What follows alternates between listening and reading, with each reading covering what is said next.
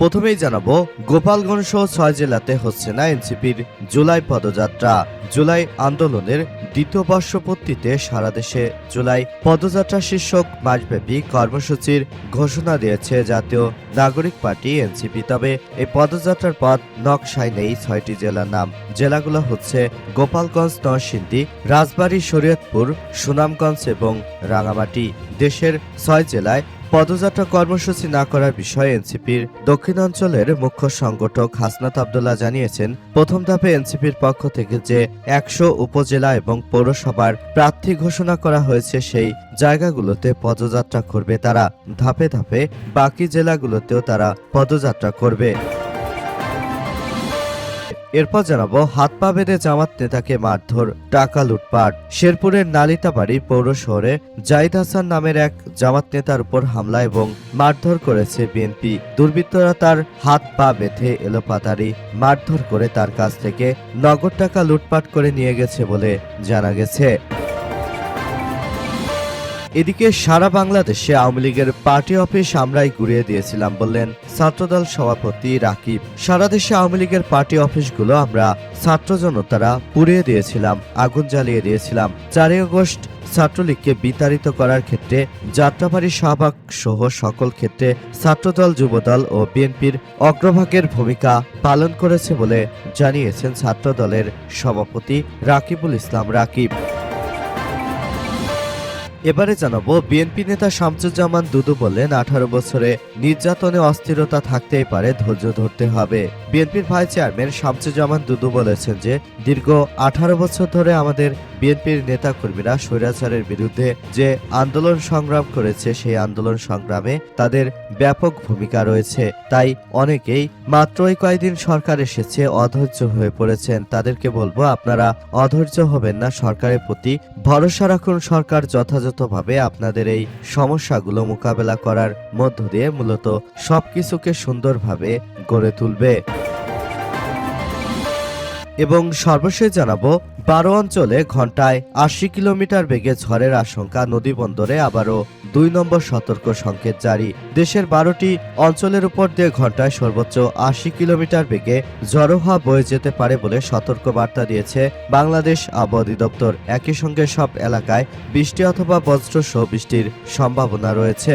আজ ভোর 5টা থেকে দুপুর 1টা পর্যন্ত দেশের অভ্যন্তরীণ নদীবন্দরগুলোর জন্য প্রকাশিত পূর্বাভাসে জানা গেছে যে ঢাকা, ফরিদপুর, যশোর, কুষ্টিয়া, বরিশাল, পটুয়াখালী, নোয়াখালী, কুমিল্লা, চট্টগ্রাম, কক্সবাজার ও সিলেট অঞ্চলের উপর দিয়ে দক্ষিণ পূর্ব দিক থেকে ঘন্টায় 80 কিলোমিটার বেগে বৃষ্টি বা বজ্রসহ বৃষ্টি হতে পারে। পাশাপাশি ভারত বাঁধ ছেড়ে দেওয়ার কারণে বাংলাদেশের নদীগুলোতে হু হু করে পানি বৃদ্ধি পাচ্ছে। এর ফলে বাংলাদেশ চরম খারাপের দিকে পড়তে পারে বলে এমন আশঙ্কার কথা জানানো হয়েছে। প্রিয় দর্শক, এতক্ষণ শুনছিলেন সংবাদ শিরোনাম, এবারে বিস্তারিত।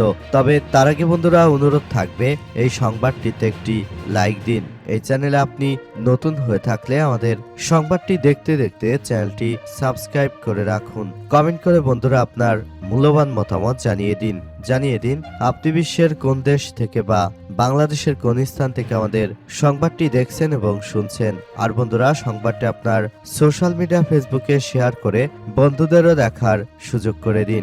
আজকের এই সংবাদ সম্পর্কে আপনার মূল্যবান মতামত কমেন্ট বক্সে কমেন্ট করে জানিয়ে দিন। গাজা যুদ্ধে আপনি যদি নিরীহ ফিলিস্তিনিদের ভালোবেসে থাকেন বন্ধুরা, কমেন্টে ইয়েস লিখে পুরো বিশ্বকে আমাদের এই তাজা আপডেটটি দেখার সুযোগ করে দিন। এবারে বিস্তারিত।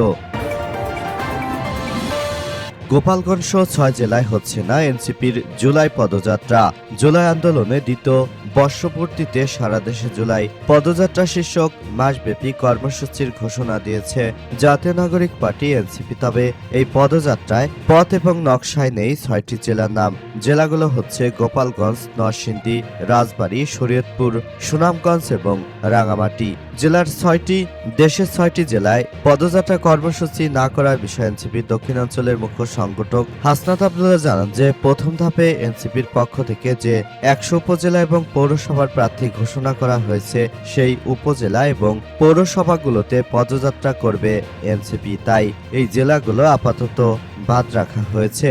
সেখানে তিনি আরো উল্লেখ করেছেন যে তাই আমরা বিষয়গুলো বাদ রেখে আপাতত যে জেলাগুলোতে আমাদের প্রার্থী দেয়া রয়েছে আমরা সেসব জেলাগুলোতে যেতে চাই এবং সেখানে পদযাত্রার মধ্য দিয়ে আমরা এগিয়ে যেতে চাই। মূলত গত বছর গোপালগঞ্জে কিন্তু ব্যাপক সমস্যার সম্মুখীন হয়েছিল এনসিপির নেতৃত্ববৃন্দরা। তারা সেনাবাহিনীর গাড়িতে চড়ে গোপালগঞ্জ ছাড়তে বাধ্য হয়েছিল। গোপালগঞ্জে তারা ঢোকার আগেই তাদের মঞ্চগুলোতে ভাঙচুর ও হামলা চালায় আওয়ামী লীগের নেতাকর্মীরা। তাই এবছর হয়তো তারা এই ধরনের সহিংসতা এড়ানোর জন্য আপাতত যেসব 6 জেলায় আওয়ামী লীগের প্রভাব প্রতিপত্তি বেশি এসব জেলাগুলোতে তারা মূলত আর কোনো ধরনের পদযাত্রা করবে না বলে এমন কথা উল্লেখ করা হয়েছে। মূলত তাই তারা বিষয়গুলো নিয়ে অতটা কথা বাড়াতে চাইছে না জাতীয় নাগরিক পার্টি এনসিপি। হাত পা বেঁধে জামাত নেতাকে মারধর করে টাকা লুটপাট। শেরপুরের নালিতাবাড়ি পৌর শহরে জাহিদ হাসান নামের এক জামাত নেতার উপর হামলা এবং মারধরের অভিযোগ উঠেছে। দুর্বৃত্তরা তার হাত পা বেঁধে এলোপাতাড়ি মারধর করে নগদ টাকা লুটপাট করে নিয়ে গেছে বলে অভিযোগ উঠেছে। আজ দিবাগত রাত আনুমানিক 1:30টার দিকে পৌর শহরের চকপাড়া এলাকায় এমন ঘটনা ঘটে। আহত জাহিদ হাসান নালিতাবাড়ি পৌরসভার 7 নম্বর ওয়ার্ডের জামাতের সেক্রেটারি এবং বাংলাদেশ জামাত ইসলামের ব্যবসায়ী ফোরামের শেরপুর জেলা শাখার যুগ্ম সাধারণ সম্পাদক বলে নিশ্চিত করা হয়েছে। জানা গেছে এই ঘটনায় বিএনপির কিছু চাঁদাবাজ জড়িত রয়েছে, যারা মূলত তাদের পেশাই হচ্ছে চাঁদাবাজি করা এবং মানুষকে কষ্ট দিয়ে মানুষের কাছ থেকে পয়সা আত্মসাৎ করা। এ কারণে মূলত তারা জামাত নেতাদের উপর এই ধরনের হামলা চালিয়ে মূলত এসব ঘটনাগুলো ঘটাচ্ছে। অতীতে তারা রাজধানী ঢাকার গুলিস্তানেও ব্যবসায়ীদের উপর হামলা চালিয়ে মূলত ব্যবসায়ীদের উপর তারা এক নৃশংস হামলা চালিয়ে তারপর ব্যবসায়ীর প্রতিষ্ঠানগুলো লুটপাট করেছে বিএনপির এই চাঁদাবাজ সন্ত্রাসীরা। এই ঘটনায় রাজধানী ঢাকা এখন থমথমে অবস্থা বিরাজ করছে। এমনিভাবে সারা দেশ জুড়েও এই ধরনের কার্যক্রম আবারও শুরু করেছে বিএনপির সন্ত্রাসীরা। সন্ত্রাসী চাঁদাবাজরা তারা মূলত যে ধরনের কার্যক্রম শুরু করেছে সেটা জামাত ইসলাম কোনোভাবেই মেনে নিচ্ছে না। পাশাপাশি জামাত মাঠে নামার ঘোষণা দিয়েছে। এর ফলে ব্যাপক সমস্যার সম্মুখীন হচ্ছে এই দখলদার সন্ত্রাসীরা।